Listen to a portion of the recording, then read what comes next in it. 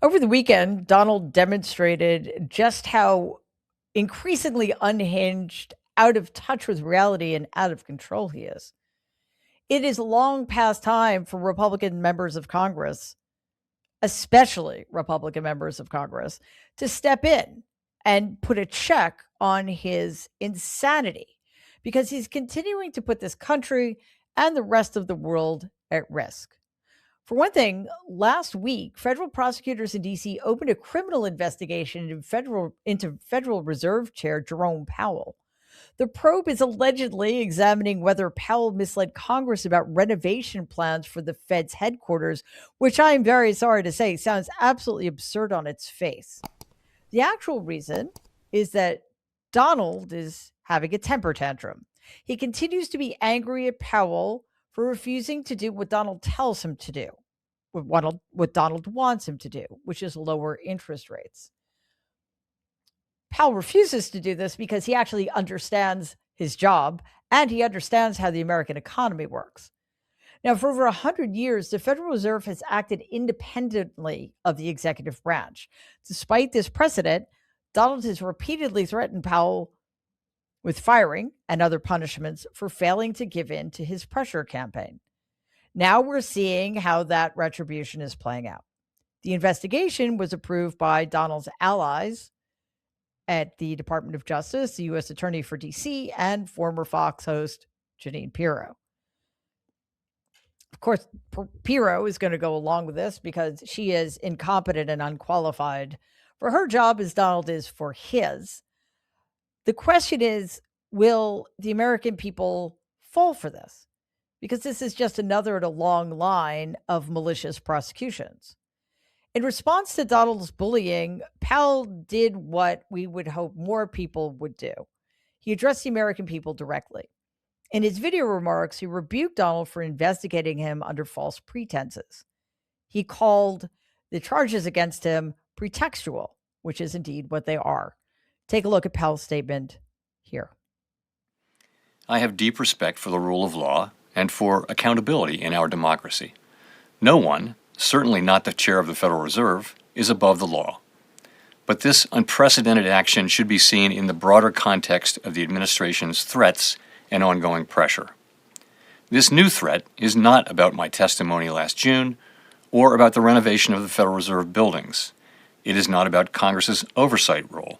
The Fed, through testimony and other public disclosures, made every effort to keep Congress informed about the renovation project. Those are pretexts. The threat of criminal charges is a consequence of the Federal Reserve setting interest rates based on our best assessment of what will serve the public, rather than following the preferences of the president. This is about whether the Fed will be able to continue to set interest rates based on evidence and economic conditions, or whether instead monetary policy will be directed by political pressure or intimidation. I have served at the Federal Reserve under 4 administrations, Republicans and Democrats alike. In every case, I have carried out my duties without political fear or favor, focused solely on our mandate of price stability and maximum employment. Public service sometimes requires standing firm in the face of threats. I will continue to do the job the Senate confirmed me to do, with integrity and a commitment to serving the American people. Thank you. Good for him. More of that, please. At this point, it is beyond my comprehension that Congress people of both parties, are not running around with their hair on fire. Now, you may not understand what a big deal it is for an independent agency like the Fed to come under the sway of an autocrat with his own agenda, like Donald.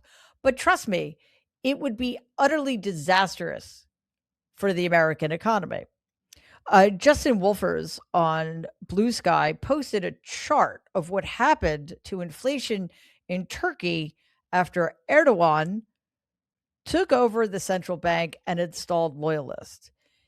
Wolfers wrote, quote, "What can history teach us about what happens when a populist strongman with an idiosyncratic taste for low interest rates undermines central bank independence?"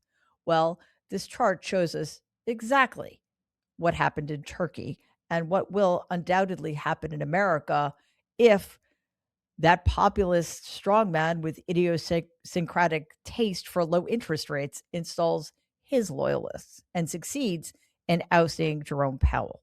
But before we go on, we have to let our representatives know that we do not support any of this. So please like and share this video. And if you believe in our mission, please subscribe to the Mary Trump Media channel. On Friday, Donald held a meeting with oil executives. The intended purpose of the meeting was to discuss how to pillage Venezuela's oil supply after Donald kidnapped the Venezuelan president, Maduro. The proceedings quickly devolved, however, into a showcase for Donald's increasingly obvious cognitive decline. On top of that, one executive expressed a lack of confidence in the Trump regime's strategy for Venezuela. First, let's look at Donald's erratic behavior. Here, he walks away from the gathering just moments after he started it.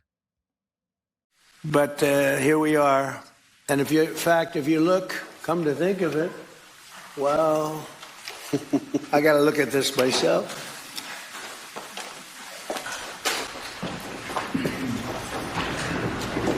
Wow. What a view. This is the door to the bar.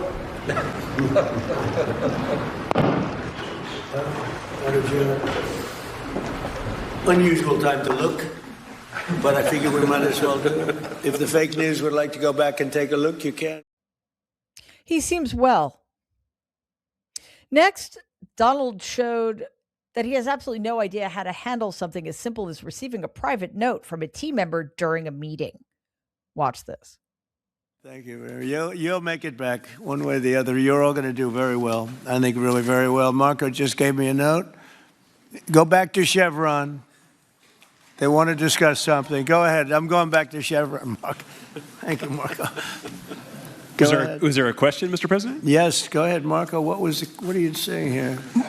Mark, if you can update us on I have to say that look on Marco Rubio's face was priceless.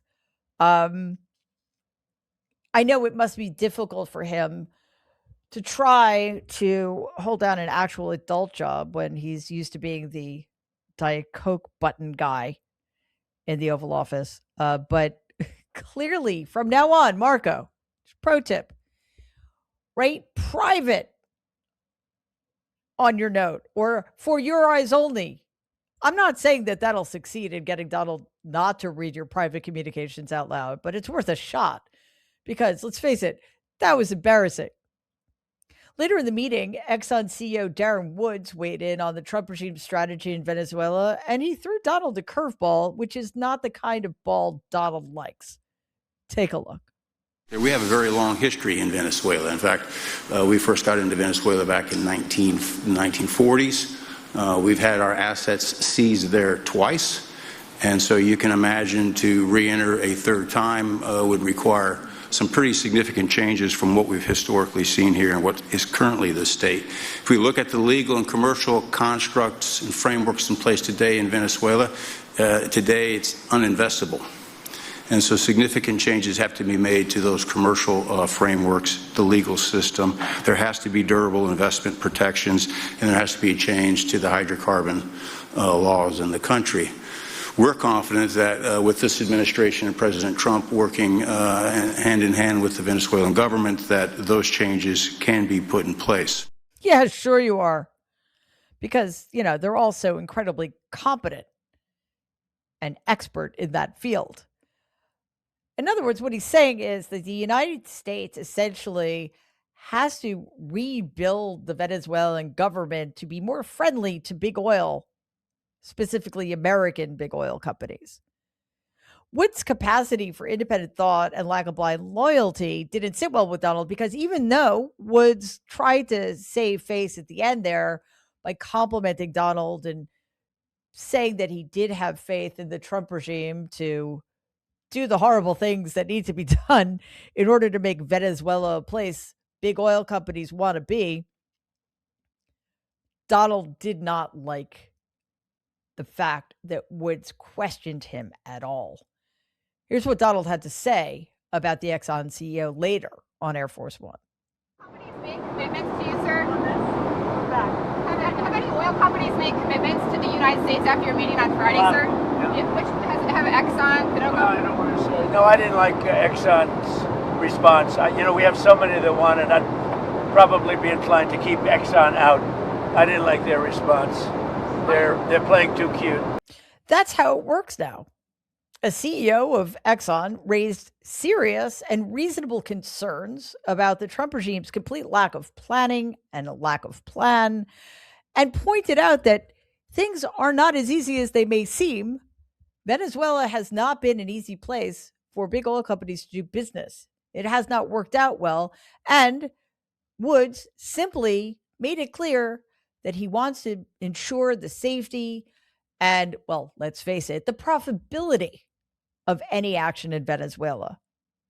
But Donald, being a thin-skinned baby, couldn't handle the fact that Woods, unlike probably every other person in that room, wasn't willing to act like Donald is right 100% of the time, and nobody could possibly ever question his judgment. Controlling Venezuela is clearly front and center in Donald's mind. On Sunday, he posted an image of a fake Wikipedia page on his failing social media site. The image lists his title as, quote, acting president of Venezuela, unquote.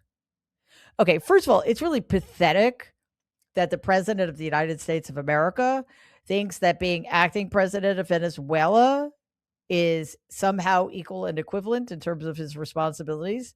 Secondly, it is just humiliating beyond my ability to express it that he's posting a fake Wikipedia page. I'm pretty sure he could probably get somebody to alter an actual Wikipedia page and lie there.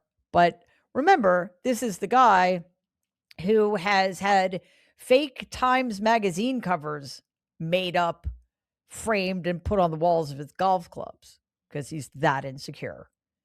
In a recent interview with the New York Times, Donald expressed interest in maintaining an extended U.S. military presence in Venezuela. This contradicted the statements of aforementioned Secretary of State and full-time Diet Coke button guy Marco Rubio, as well as other Trump regime officials. Here are Donald's comments. How long do you think you'll be running Venezuela? Only time will tell. Like 3 months, 6 months, a year, longer? I would say much longer than that. Much longer. And We have to rebuild. You have to rebuild the country, and we will rebuild it in a very profitable way. We're going to be using oil, and we're going to be taking oil. We're getting oil prices down, and we're going to be giving money to Venezuela, which they desperately need. Translation: we are going to be invading a country, taking it over, and stealing from it, all at the expense of the American taxpayer. Because if you seriously think that the average American is going to benefit from this bizarre and illegal maneuver, then you too are as delusional as Donald. The difference is, though, he's also dangerous. He is thirsting to take over the Americas. He is desperate to increase his power. He is so needy that he will stop at nothing to try to fill the void that is unfillable. The fact that anybody could listen to that maniac, listen to the things he says, the things he hopes for, the things he dreams of, and not do everything in his or her power to stop him is beyond my comprehension. Republicans, Democrats, every elected official in this country, but particularly in Congress, has to step up and step in and put a stop to the madness that is Donald Trump. Please take a second and like and share this video. It'd be awesome if you could subscribe to the channel. If you're listening to us in podcast form, please follow us and give the show a 5-star rating because it really does help other people find our content. Thanks.